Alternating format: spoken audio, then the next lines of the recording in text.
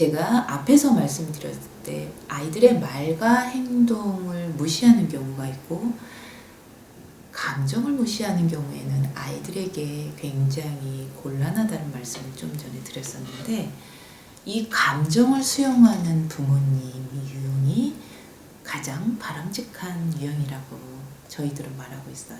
아이들의 감정을 수용한다는 거. 그게 어떻게 보면 그래 알았어 라고 할 수 있지만, 감정을 수용한다는 건 아이들이 감정을 어떻게 표현할 수 있는지를 알려주는 양육 방법을 할 수 있다는 부분이거든요. 이런 환경에서 자란 아이들은 자신의 감정에 솔직하기도 하지만 자신이 해야 될 말과 행동에 대해서도 분명하게 알 수 있다는 거죠. 그래서 감정에 솔직하다는 건, 다시 말씀드리면 아이들이 정서적으로 지지를 받고 있다는 거예요.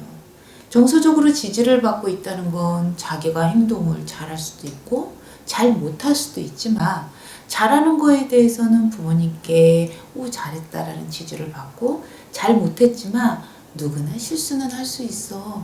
그렇지만 너는 그만큼 노력을 했잖아.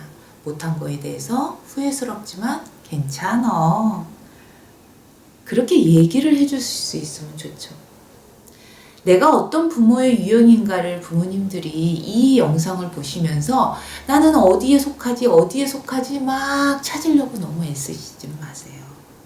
그런 부모 유형도 있고 이런 유형도 있지만, 그것이 아이와 어떤 문제 상황이 발생됐다라고 생각이 든다면 그럴 때 지금의 부모 유형을 보고 그렇게 아이들에게 공감을 하면 된다는 것이 제가 드리고 싶은 말씀입니다.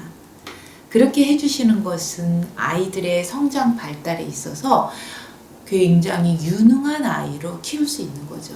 나중에 성인이 돼서 그 아이가 어떻게 삶을 살아가는가는 지금 시기에 아이들이 부모가 어떻게 아이를 양육했냐에 따라서 많이 다르기 때문이죠. 수용형인 부모님들은 기본적으로 아이들의 말에 귀를 기울여요.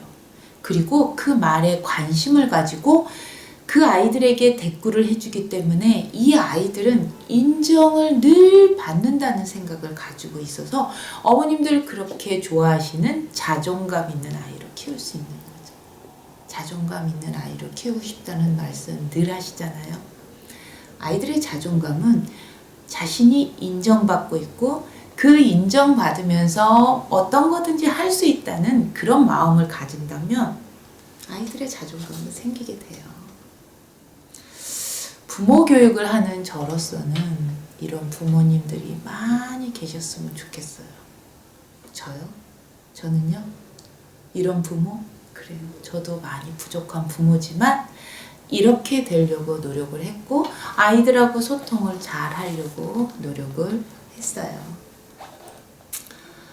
부모도 부모고 처음이어서 힘드시겠지만 아이와 같이 성장한다는 생각을 가지고 아이들의 문제를 문제라고 생각하시지 마시고, 이것은 지금 우리 관계에서 개선을 필요로 하는 것이다 라는 생각을 가지고 그때 대처를 해주셨으면 좋겠다는 거예요.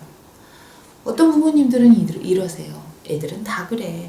애들은 자라면서 몇 번이고 바뀌어. 그러니까 부모하고 관계가 좋지 않아도 지들이 철이 들면 언제든 부모를 인정하고 부모를 이해할 거야 라는 말씀을 하시거든요. 물론 부정적인 생각보다는 긍정적으로 이렇게 생각해 주시는 것 같아서 좋지만 속으로는 애들은 힘들어. 지 맘대로 다 하고 이 부모 마음을 언제나 알까 몰라 라는 생각도 하고 계시지는 않는지 모르겠네요. 앞으로도 부모 교육은 계속됩니다.